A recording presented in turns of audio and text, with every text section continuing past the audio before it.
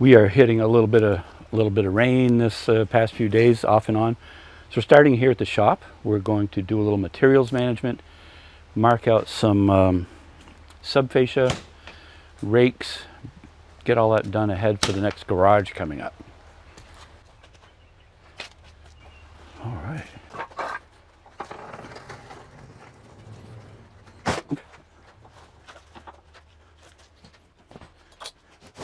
The first few should be easy.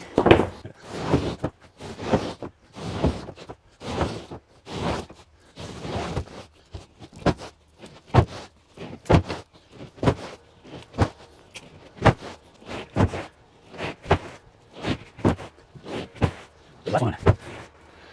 All right, that's how we move OSB. Then we'll move 2x4s in, and we'll mark and cut those. Still trying to make more room.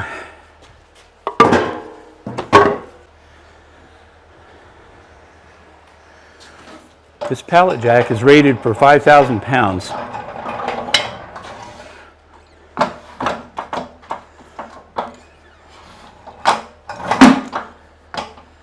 What we hitting?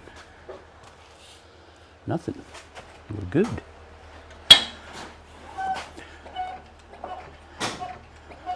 I'm going to put this small lift of lumber over there out of the way.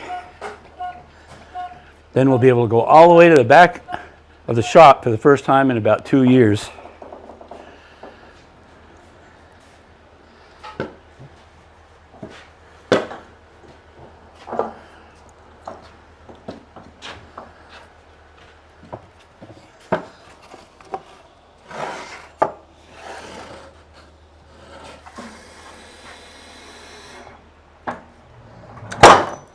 Ta-da! Look at all that room. We could have a square dance if I knew how. All right, we're going to cut top plates for all the walls now and make the rake overhangs.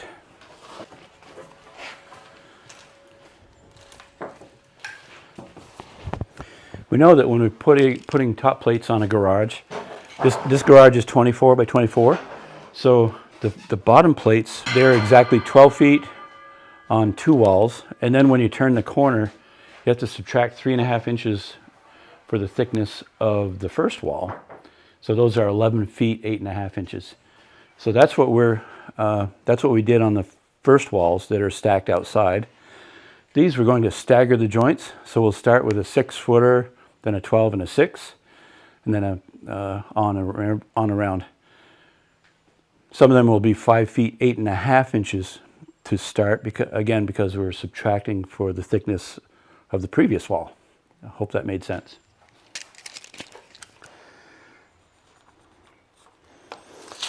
Ooh. Interestingly, all the 2x4 12-footers, when you buy them from the lumberyard, are typically about 3/16 longer than 12 feet. I guess to allow if you wanted to cut it for the saw cut.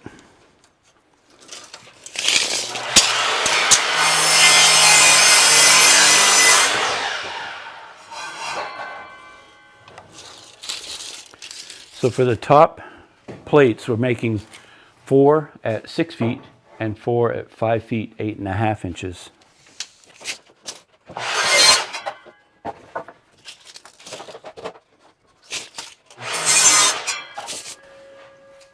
If you're not quite understanding why we do 5 feet, 8.5, a lot of you probably have framed and you already know this, but when we get onto the job site in another week or so, I'll try to show how and why that works, how it works.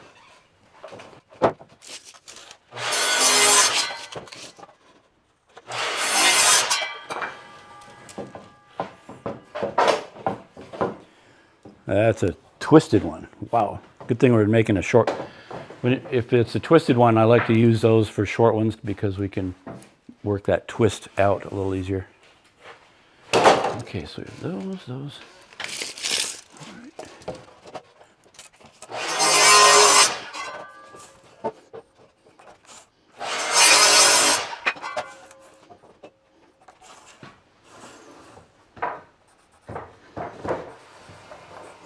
What I'm marking here are the bottom chord truss spacers. We mark these all ahead because we know, we trust our measurements, we know it's going to work out. These will sit on top of the bottom chord of the truss in the center, front to back, and it will automatically space all the trusses in the middle so that they're nice and straight when we're done. That would be the same cut mark. Probably should mark that with a magic marker too, I guess.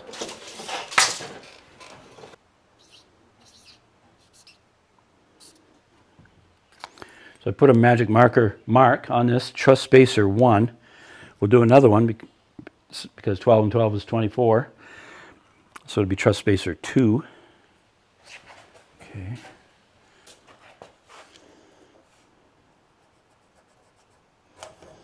And that one will be truss spacer 2 on that end, if you don't mind writing that.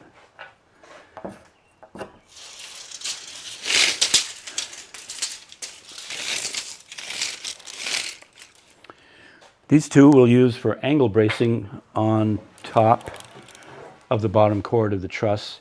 They'll go off at an angle, that's why they're called angle bracing, but they will stiffen the walls, the gable end walls, from any movement. The side walls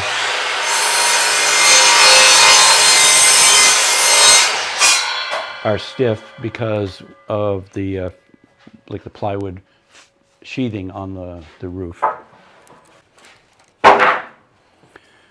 We'll mark all of these 2-foot centers.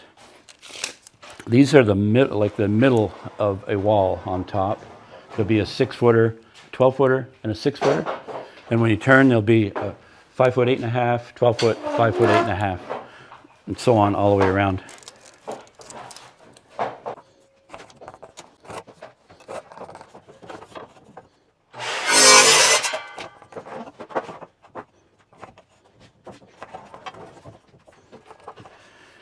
So I actually got carried away marking all 4 of those. Only 2 of those, what I just marked, every 2 feet was for where the trusses will sit on the top plate.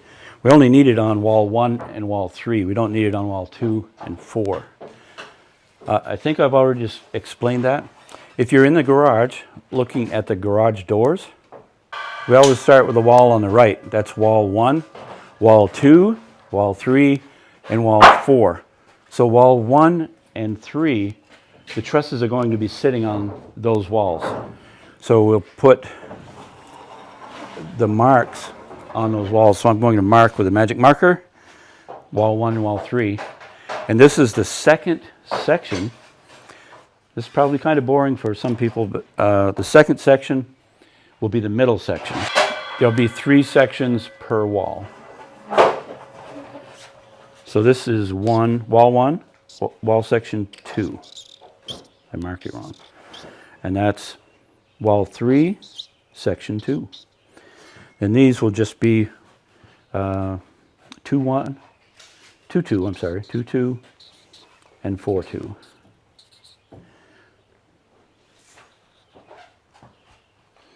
This saves a ton of work, or saves a lot of travel.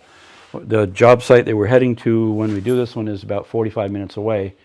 So we'll have spent at least a full day in the shop. So we've saved 2 hours worth of travel back and forth. Plus, being a rainy day, we can work in the shop.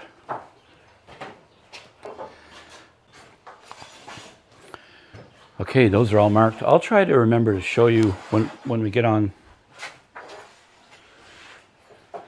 site in another week or two, what those hieroglyphics mean. Okay.